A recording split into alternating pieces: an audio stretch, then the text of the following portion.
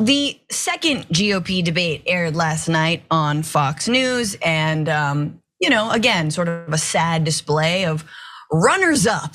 People who probably won't make it and probably won't even be chosen as Donald Trump's running mate again, the front runner by a long shot in the GOP presidential primary. There was, however, a ton of crosstalk, a lot of bickering, and for the first time, actually some criticism of the former president himself. So we'll get into that. Again, because Fox News is incredibly litigious because they need money because they are also being litigated. We can't show you any clips from it, but we can do our best Chris Christie and Ramaswamy impressions and Nikki Haley impressions, and we'll talk about some of the major takeaways. But first, just so we all know what kind of we're dealing with here is recent polling of who is ahead in the primary. Donald Trump by 54%. And trailed by DeSantis, and look at that downward line. I mean, it looks like the difference between like unionization in America and like CEO pay, that same sort of like split, which is a sad thing to compare it to, but not when you're talking about DeSantis. So DeSantis' star is falling, Ramaswamy's star is starting to, and everyone else is kind of duking it out there in the bottom, sort of 2.5 to 5% over there, or 2.5 to, 0.6% as Hutchinson's there.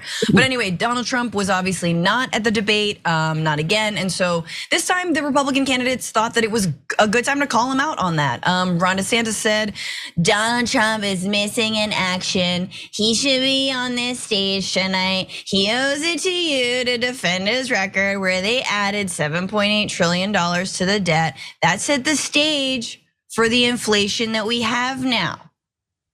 Is that a good sort of like whiny little bitch impression? He then went after Trump on his abortion views, which is actually kind of interesting. He said the former president, who's missing in action, has a lot to say about that. He should be explaining he should be here explaining his comments to try and say pro-life protections are somehow a terrible thing. I want him to look into the eyes and tell people who have been fighting this fight for a long time. Yeah.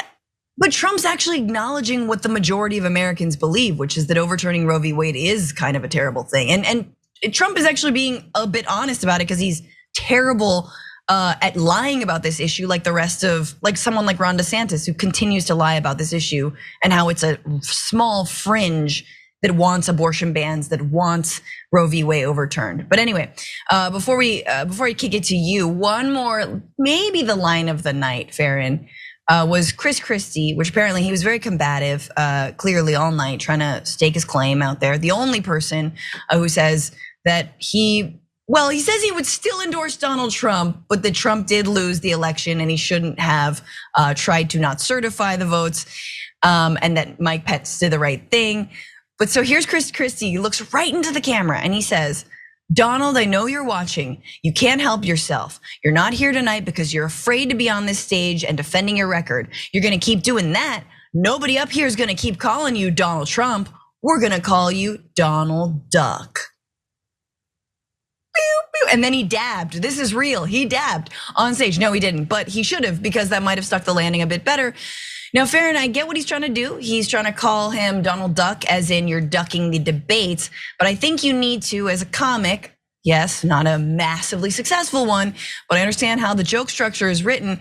You've got to at least set that up. Otherwise, when you say Donald Duck, I'm thinking Disney immediately. You got to say, if you keep ducking the debates, we're not going to call you Donald Trump. We're calling you Donald Duck. Like, and that's how he, like, if you wanted to land that mediocre joke, you land the mediocre joke. But thoughts about like them actually naming the elephant in the room this time?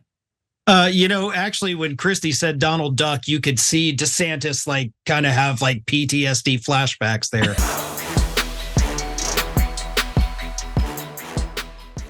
Check out the Damage Report podcast each day, wherever you get your podcasts, whether Pocket Casts or Stitcher or iTunes.